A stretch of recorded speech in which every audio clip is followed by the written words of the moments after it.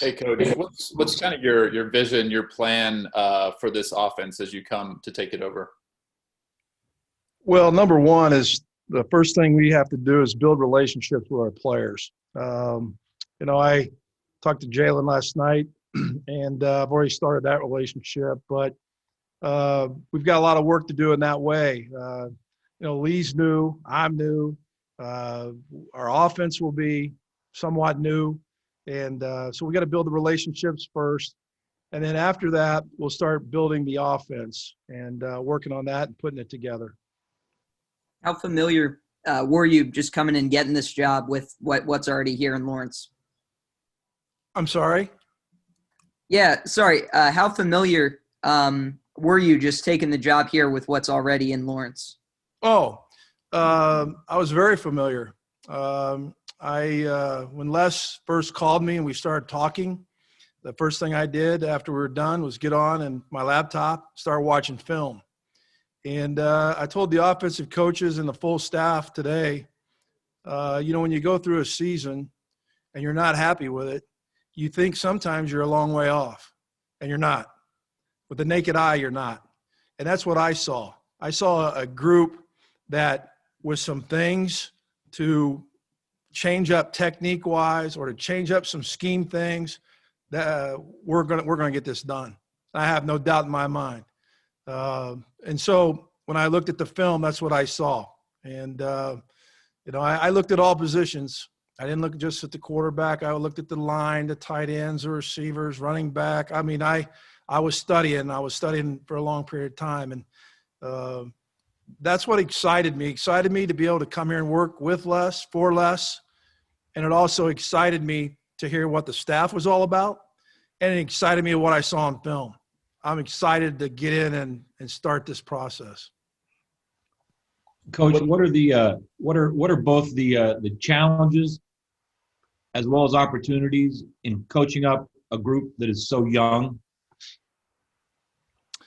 Well, I think that I love coaching young guys. I mean, I love their excitement, their enthusiasm. I talked to Jalen last night. That kid had me. I was already jumping for joy. That kid had me even more excited, like just to listen to him. And so that's what youth does to you. Youth excites you, and youth, pushes you harder, pushes you stronger, more, and all that. And so I'm not worried about youth. They'll play. All we want to do is we want to play great football, technique-wise, scheme-wise, and effort-wise. And we're going to get that. And a lot of times young guys are easier to get going that way than sometimes older guys are. So I'm not really concerned at all.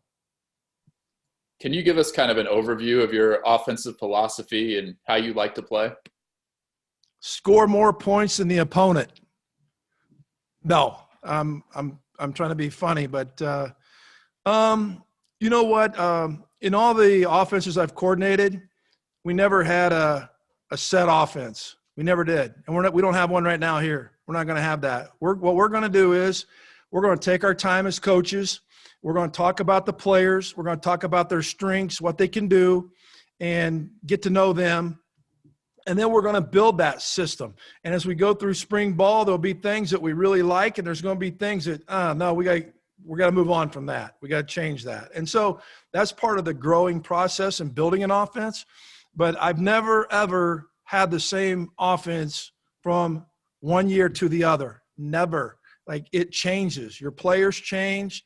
Schemes change on defense that you have to go against. All that changes. And if you don't change, you're going to be left behind. And so that's where we'll start. And I'm excited. I've met with every coach on offense individually and let them know that this is not my offense. This is the Kansas offense. And the Kansas offense is going to be all of us together working as a unit, working as a team to succeed and help win football games. And that's what we're going to do. Two quick questions for you. One, are you anticipating calling plays in your OC tenure here? Am I anticipating what? Play calling. Will that be part of what you do, play calling? Will I call the plays? Yes. Yeah, sure. Yep. And Yep. then, two, will you be the quarterback's coach too, or has that not been decided yet? No, I'll be the quarterback coach. I've coached them numerous times in my career. My first coordinator job was at Fort Hays State here in Kansas, and I coached the quarterbacks and coordinated the offense. We led the country in passing, and we had a 1,000-yard rusher. And then at Tennessee, I had the quarterbacks. I also was floating a little bit from quarterbacks to line, back and forth a little bit, being around both of them. And then when I went out to San Diego with Mike Martz, who is a quarterback, in my opinion, mastermind, I coached the quarterbacks for him. So my whole career has been a mixture of different positions. I've coached tight ends.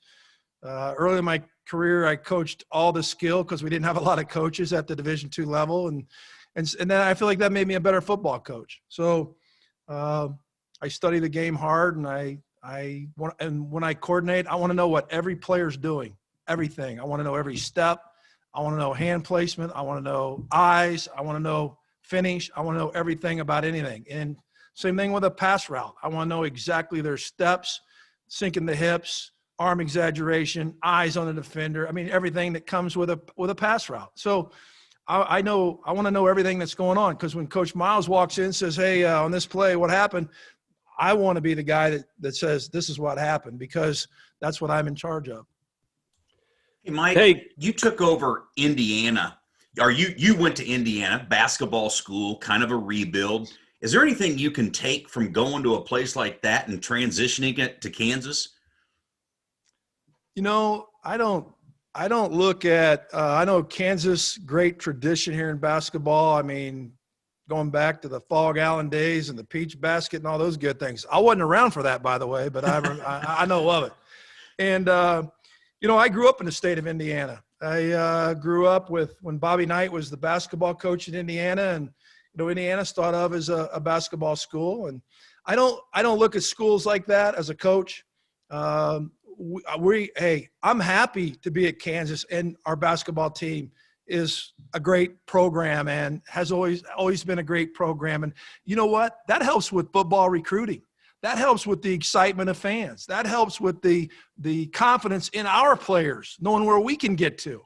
So I think that's all an advantage. And, you know, we went at it at Indiana. Tom Allen took over. He knew where he wanted that program to go, and it did. And just like Les, what I love about Les is he hasn't panicked here. He hasn't panicked. Some people would panic and all of a sudden go, oh, my gosh, we got to go get a full class of junior college kids or whatever. He hasn't done that. He's staying the course. That's exactly – Tom Allen took over a better program at that point than what Les did. But yet Tom Allen is staying the course year by year by year, and we played a lot of young kids that really now they're reaping all the benefits from now. So I see so much similarity in what we were going through at Indiana and now what Coach Miles is going through. And what I love is neither coach panicked, and they're not going to panic. They're staying the course. You're going to take some lumps. You're going to get hit in the head a couple times. That's okay. Stay the course, and you'll finish the way you want to finish. Hey, Coach, Matt Tate from the Journal World here in town. Welcome to Lawrence, first of all. I just wanted to ask you what your conversations with Les were like about what he wants to see from the offense and his input, and how you guys might work together in building that. I know you just said it's everybody, but did you have many conversations with Les about what he wants to see from this offense? Well, yeah, we talked. I mean, we talked every day, and we talked at great length. I had a lot of questions. He had a lot of questions. And really what we want to do is on offense is to keep the chains moving and win the time possession that way and score points. I mean, it's not turn the football over. We cannot afford to turn the ball over. And, I mean, it's the general picture. We talked about personnel. Like, you know, right now today, I don't know what our personnel will be. We might be 11 personnel.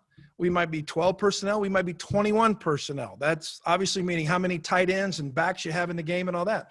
I don't know yet. Like, we're going to put our best personnel out there to win football games, whatever that is.